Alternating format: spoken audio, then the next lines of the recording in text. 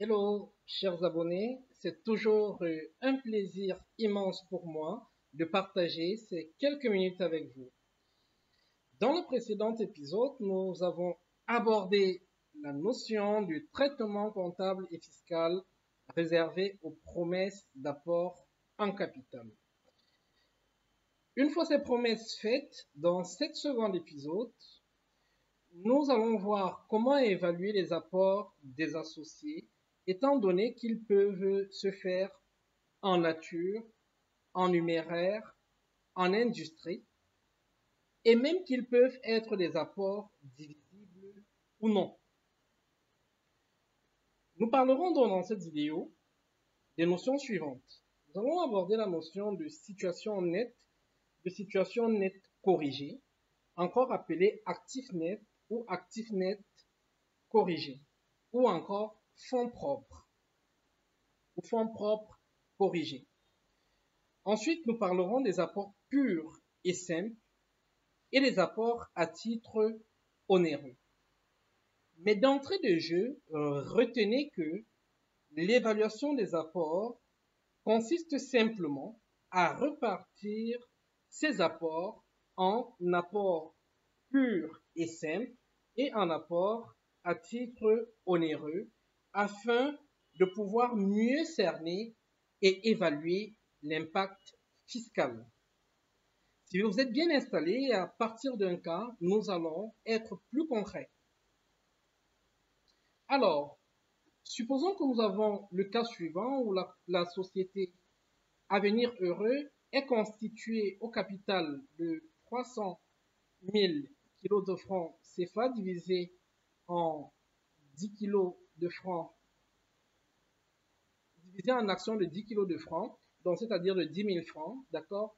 Donc, sur ces chiffres, nous avons à chaque fois retranché 3 zéros. On vous dit, Monsieur Fongan a apporté un fonds commercial estimé à 30 000 et a reçu 12 000 francs en espèces et 1800 actions entièrement libérées. Monsieur Bessala et Monsieur Seydou ont apporté par part égale un actif résultant d'une société de fait, d'accord, existant entre eux et composé des éléments suivants. Voilà donc les éléments de leur bilan. Et on vous dit, ils consentent un rabais de 160 kilos de francs CFA sur les créances pour des cas de recouvrement difficiles. Il leur est attribué un nombre d'actions d'un montant de 150 000 kilos de francs CFA. Les autres actions ont été souscrites par divers associés en numéraire qui ont libéré, euh, qui ont libéré le premier quart en espèces. Bien, la question est de pouvoir évaluer les 10 apports. La première étape va consister à reconstituer et à vérifier l'équilibre bilanciel apporté par M. Bessala et M. Seydou. Pour cela, nous allons reprendre simplement ces données ici dans un tableau sous forme de bilan. Et ici, nous allons en faire la somme. Voilà. Et ça nous donne 200 000. De l'autre côté, nous allons faire pareil en reprenant les éléments du passif. Là, nous avons en dette fournisseur 20 000 que nous avons repris en P1, d'accord. Et le différentiel entre 200 000 et 20 000, c'est 180 000, c'est 180 000 qui représente les fonds propres. La question peut se poser de savoir comment calculer ces fonds propres, encore appelés situation nette. Dites-vous simplement que les fonds propres ne sont rien d'autre que le total actif égale total actif moins les dettes. Voilà la formule de calcul des fonds propres. Et les fonds propres corrigés ou encore l'actif net corrigé, d'accord? Ça, on va dire que ça s'appelle encore, c'est encore égal à l'actif net, d'accord? Et c'est égal à ceci. De l'autre côté, l'actif net corrigé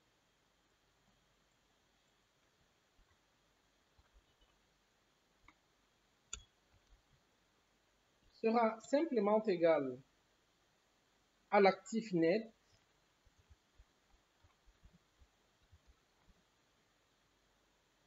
plus ou moins value.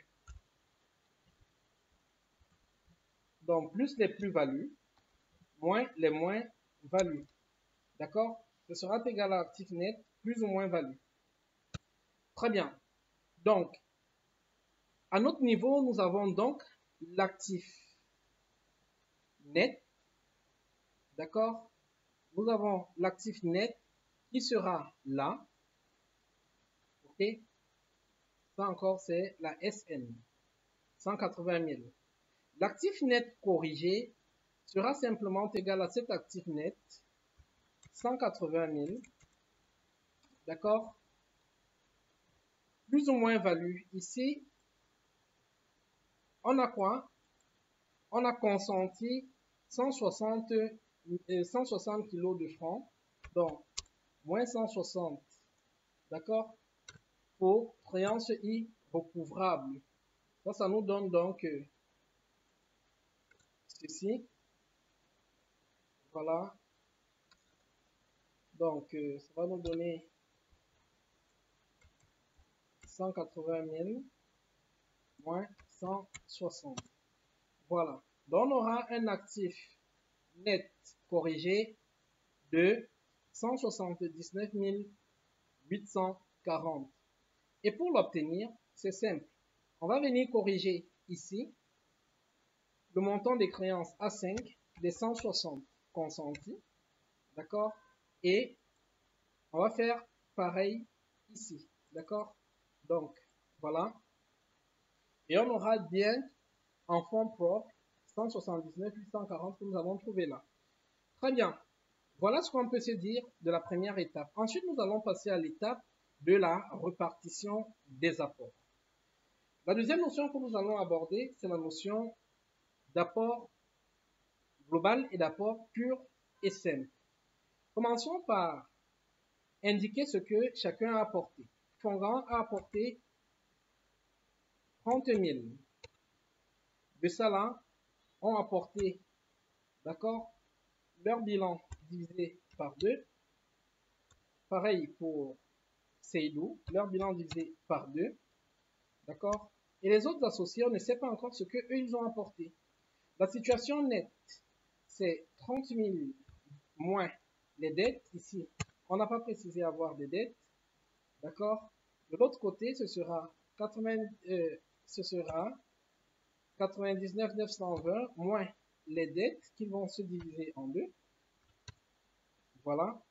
Pareil de ce côté, ça moins les dettes qui se diviseront en deux. OK? Donc, voilà leur apport. Bien.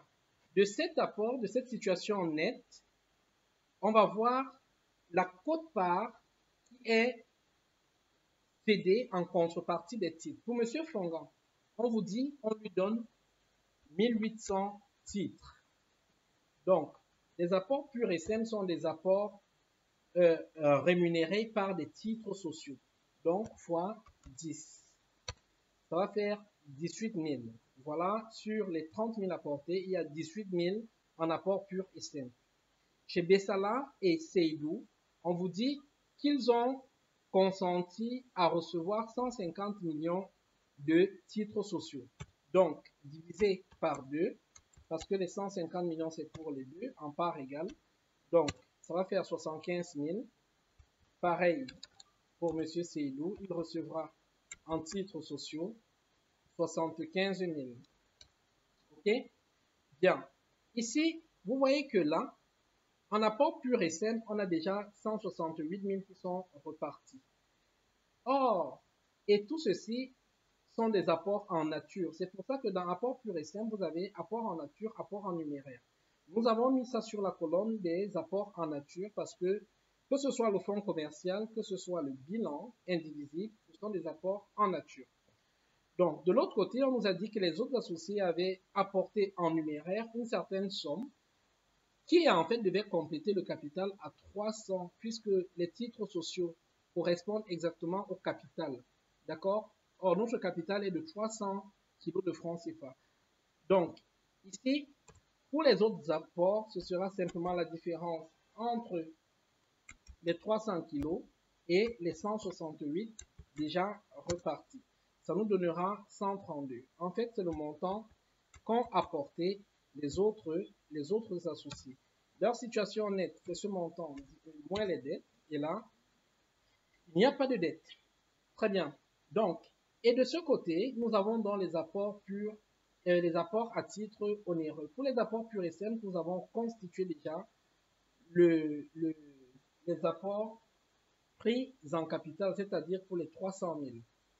Donc, ici, le total évalué doit normalement être au total apporté. Donc, le différentiel doit pouvoir être reparti dans les apports à titre onéreux, qui en fait se subdivisent en prise en charge des dettes apportées ou encore en excédent d'apport.